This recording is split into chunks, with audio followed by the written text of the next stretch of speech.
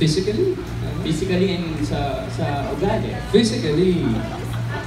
Tignan mo naman siya. Tignan mo naman, di ba? Naka-short, right? Of course. I mean, syempre, level up siya, oh. Pa-sexy ng pa-sexy.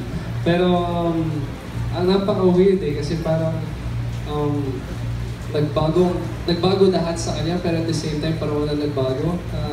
Di ko alam kung paano i-explain yung feeling na yun.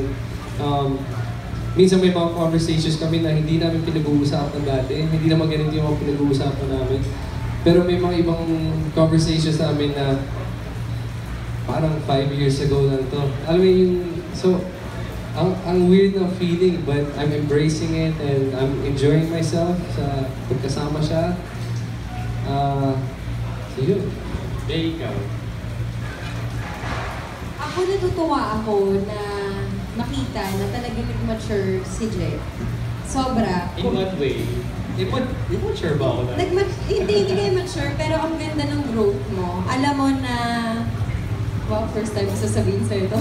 Hindi, alam mo na yung mga pinagdaanan niya, alam mo na may natutunan siya sa mga pinagdaanan niya.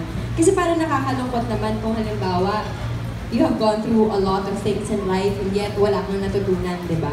Parang siya, nakita ko yung, kung merong scars, yung, ang beautiful lang ng scars. Alam mo na, parang evident siya, alam mo na, ang dami niyang natutunan. So, mas